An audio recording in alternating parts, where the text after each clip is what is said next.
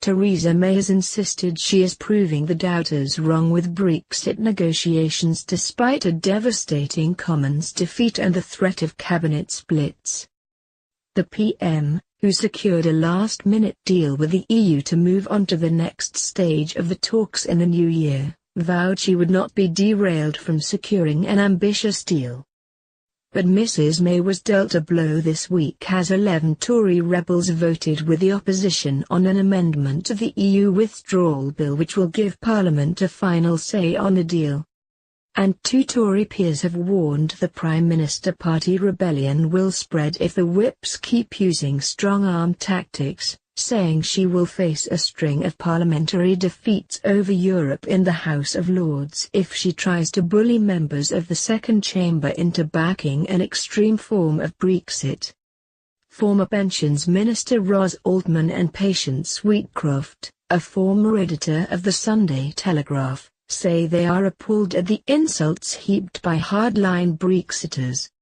The PM put on a brave face when writing in the Sunday Telegraph and Sunday Express. She said the last 10 days had marked a watershed in the Brexit process. Amid all the noise, we are getting on with the job, she added.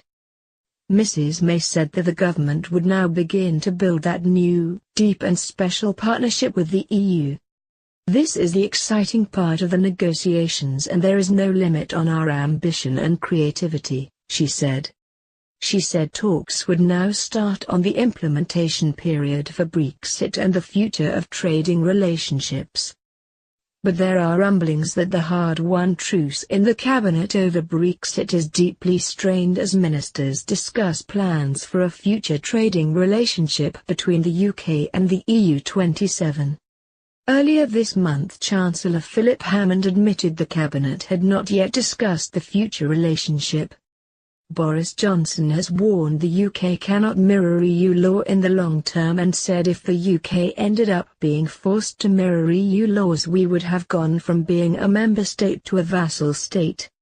He said the UK needed something new and ambitious, which allows zero tariffs and frictionless trade but maintains the freedom to decide our own regulatory framework and own laws, he said. Philip Hammond risked starting a row with Brexiteers Johnson and Michael Gove after he said yesterday that although technically the UK would leave the EU customs union and single market when we leave the EU in March 2019, a 2-year transition would replicate the status quo. Trade and immigration rules would stay the same and the UK would have to obey rulings by European judges until 2021. Meanwhile Theresa May's desperate attempts to head off another Commons defeat will see March 29, 2019 written into the government's Brexit legislation as she promised, but with flexibility allowing the date to be changed if negotiations with Brussels look set to stretch beyond that date. Rebels who helped inflict Mrs May's first Commons defeat on Wednesday have backed the compromise, which has been put forward by prominent backbenchers on both sides of the EU referendum divide.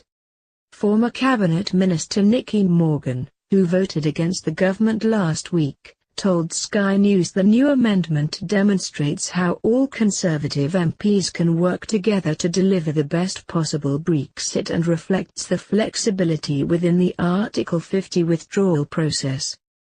The amendment also emphasizes that Parliament will be fully involved in Brexit, she said.